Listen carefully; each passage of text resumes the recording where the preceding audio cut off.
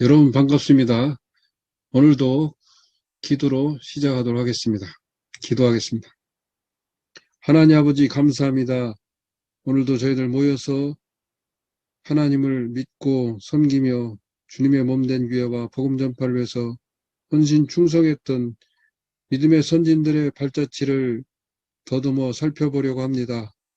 저들의 신앙을 본받아서 오늘날 이 시대를 살아가는 저희들 주님께 헌신 충성하며 주님의 말씀을 목숨을 다하여 증거하며 주님 앞에 주님의 기쁨이 되고 주님의 영광 돌려드리는 귀한 삶을 살아가는 믿음의 사람들 다 되게 하여 주옵소서.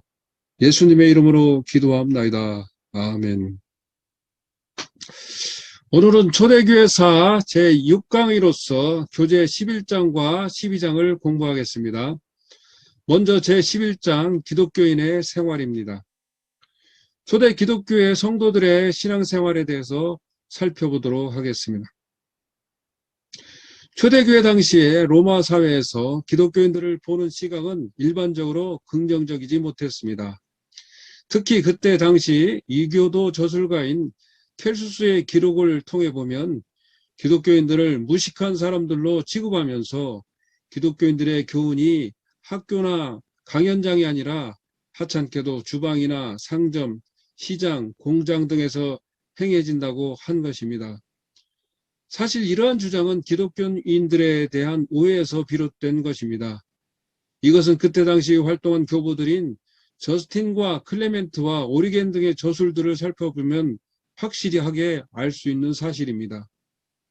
어쨌든 그렇다 하더라도 켈수스는 그 당시 로마 사회에서 퍼져 있는 초기 기독교인들에 대한 일반적인 시각을 피력한 것이라 하겠습니다.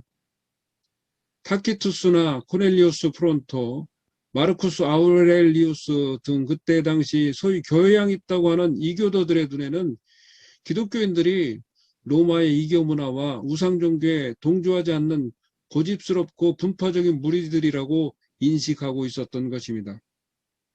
물론 처음 3세기 동안 기독교인들 중에서 많은 사람들이 로마 사회에서 하류층에 속해 있기는 하였습니다. 사복음서를 보면 예수님은 대부분의 시간을 가난하고 병들고 핍박받는 자들과 함께 보내셨습니다. 바울도 고린도전서 1장 26절에서 고린도 교회 신자들이 대부분 무식하고 힘이 없고 비천한 집안 출신이라고 말하고 있습니다. 형제들아 너희를 부르심을 보라. 육체를 따라 지혜로운 자가 많지 아니하며 능한 자가 많지 아니하며 문벌 좋은 자가 많지 아니하도다. 이처럼 일반적으로 초대교회 시대인 처음 3세기 동안의 기독교인들의 사회적인 위치에 대해서 같은 이야기를 할 수가 있습니다. 도미틸라와 퍼페투아처럼 상류층 출신의 기독교인들도 있었지만 교육과 지식 정도가 낮은 신자들이 훨씬 더 많았던 것입니다. 그러다 보니 저스틴과 그 밖의 기독교 학자들의 것과는 달리 평신도층을 기반으로 하는 아주 다른 저술들과 전설들이 등장하게 되었습니다. 그런데 이렇게 일반 평신도층에서 등장한 저술들은 그 이야기의 소재가 너무 황당한 것들도 있어서 우화와 같다는 생각도 들을 정도입니다. 그럴 정도로 그 당시에 일반 신자들은 때로는 어린아이와 같은 순진한 믿음을 가지고 있었던 것입니다. 그렇다고 해서 이러한 일반 신자들의 믿음을 과소평가해서는 안 되는 것입니다.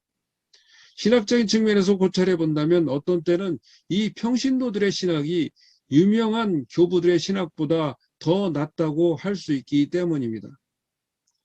예를 들어 평신도들의 신앙 이야기를 대변하는 외경의 많은 저술들에는 하나님을 적극적이고 주권적이며 공의로우신 분으로 묘사하고 있습니다. 이러한 하나님의 모습은 알렉산드리아의 클레멘트가 묘사한 하나님, 즉 말로 형용할 수 없고 멀리 떨어져 계신 분보다 오히려 성경에 더 가깝게 하나님을 묘사한 것입니다.